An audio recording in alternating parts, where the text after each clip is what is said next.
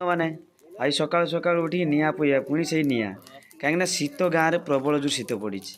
ମୁଁ ଆସିଥିଲି ବିଲକୁ, ତେଣୁ ନିଆଁ ପୋଉଥିଲି। ନିଆଁ ପୋଇ ସାରିକି ଦେଖନ୍ତୁ କେତେ ଜୋରସେ ନିଆଁ ଜଳୁଛି। ଆଉ ନିଆଁ ପାଖରେ ଠିଆ ହେଉନି, ଏତେ ଜୋର ଗରମ ଲାଗୁଛି। ନିଆଁ ପୋଇ ସାରିଲା ପରେ ମୁଁ ଘରକୁ ଯାଉଥିଲି, ରାସ୍ତାରେ ଦେଖିଲି ଗୋଟେ ପାରାକୁ ବିଲେଇ ଧରିଛି। ଆଉ ମୁଁ ସେ ପାରାକୁ ଧରି ଆଣିକି ଦେଖିଲି ପୁରା ତା ଦେହ ସାରା ରକ୍ତ ଥିଲା। ଆଉ ସେତେବେଳେ ମୁଁ ଭିଡ଼ିଓ ବନେଇ ପାରିନି ନାହିଁ। ତାପରେ ମୁଁ ତାକୁ ନେଇକି ଗୋଟେ ପଞ୍ଜୁରୀ ଭିତରେ ରଖିଥିଲି, ଦେଖିଲି ତା ଦୁଇଟା ଆଖି ସେ କଣା କରିଦେଇଥିଲା, ଦେହରେ ପୁରା ରକ୍ତ ରକ୍ତ ହୋଇଯାଇଥିଲା। ତାକୁ ମୁଁ କିଛି ମଲମ ଲଗେଇ ତାକୁ ମୁଁ ପଞ୍ଜୁରୀ ଭିତରେ ରଖେଇଥିଲି। ତାପରେ ସନ୍ଧ୍ୟାବେଳେ ଦେଖିଲି ସେ ପାରାଟି ତା ଆଖିରୁ ରକ୍ତ ଝରୁଥିଲା, ଦୁଇ ଆଖିରୁ। ତାପରେ ମୁଁ ଗୋଟେ କପଡ଼ା ନେଇକି ଦେଖନ୍ତୁ ତା ଆଖିରୁ ବର୍ତ୍ତମାନ ହେଉଛି ରକ୍ତ ପୋଛଉଛି। ଦେଖନ୍ତୁ କେତେ ସାରା ରକ୍ତ ଲାଗୁଛି, ଦୁଇ ଆଖିରେ ପୁରା ରକ୍ତ ଲାଗିଥିଲା। ଆଉ ଦେହ ସାରା ପୁରା ହେଉଛି ରକ୍ତ ରକ୍ତ, ପୁରା ତାକୁ ପୁରା ଖାଇ ଦେଇଥିଲା, ଅଧା ପୁରା ଖାଇ ଦେଇଥିଲା। ତାପରେ ମୁଁ ତାକୁ ଧରି ଆଣିକି ତାକୁ ମଲମ ଲଗେଇଥିଲି। ତାପରେ ସନ୍ଧ୍ୟାବେଳେ ଦେଖିଲି ଟିକିଏ ତା ଦେହକୁ ଜୀବନ ଆଥିଲା, କାହିଁକିନା ସେତେବେଳେ ସେ ନଉଟି ପଡ଼ୁଥିଲା, ଆଉ ସେ ଠିଆ ହେଇପାରୁନଥିଲା। ତାକୁ ମୁଁ ଦୁଇଟା ଖାଇତେ ଦେଇକି ପାଣି ଦେଇକି ମୁଁ ପଳେଇ ଯାଇଥିଲି।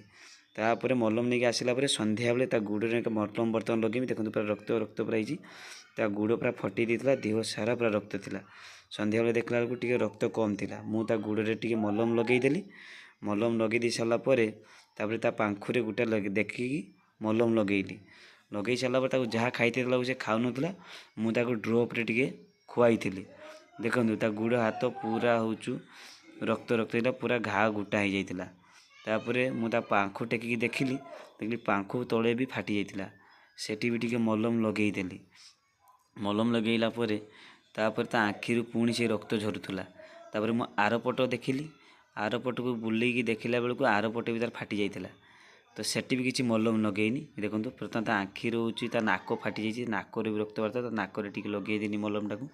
ମଲମ ଲଗେଇ ଦେଇ ସାରିଲା ପରେ ଲାଗୁଥିଲା ପାରାଟିକୁ ବହୁତ କଷ୍ଟ ହେଉଛି ବୋଲି, କାହିଁକିନା ସେ ମଝିରେ ମଝିରେ ଫଟଫଟ ଡାକୁଥିଲା, ମୋ ହାତକୁ ଚିରି ଦେଇଥିଲା। ଏ ଦେଖନ୍ତୁ ପାଖୁଟା ସେ କେମିତି ଇଏ କରୁଛୁ। ତାପରେ ମୋ ହାତଟା ପୁଛେଇକି ତାକୁ ଭଲକି ଦେଖିଲି, ତା ଆଖିରୁ ପୁଣି ରକ୍ତ ଝରୁଥିଲା। ସେ ଆଖିରୁ ଟିକେ ରକ୍ତଟା ପୁଛେଇ ଦେଲି।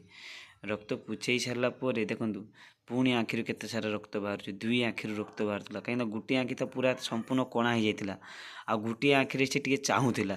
ଆଉ ଶୀତ ପ୍ରବଳ ଜୋର ପଡ଼ିଛି, ସେଥିପାଇଁ ମୁଁ ତାକୁ କ'ଣ କଲି ନା ତା ଆରପଟ ପାଖୁ ଦେଖିଲି ପୁରା ଗାତ ହେଇଯାଇଥିଲା, ପୁରା ଅଧିକ ସେ ମାରି ଦେଇଥିଲା। ତାପରେ ମୁଁ ତାକୁ ସେଠି ବି ଟିକେ ମଲମ ଲଗେଇଦେଲି, କାହିଁକିନା ସେ ସେପଟେ ହାତ ମାରିଲାକୁ ବହୁତ ଛଟ ଛଟ ଡାକୁଥିଲା। ତାକୁ ଟିକେ ଲଗେଇଦେଲି ମଲମ। ମଲମ ଲଗେଇ ଦେଇ ସାରିଲା ପରେ ଦେଖନ୍ତୁ କେତେ ସାରା ପୁରା ଫଟି ଦେଇଛି। ମଲମ ଲଗେଇ ଦେଇ ସାରିକି ତାକୁ ମୁଁ ପଞ୍ଜୁରୀ ଭିତରେ ରଖିଲି। ରହୁଛି, ଜୟ ଜଗନ୍ନାଥ।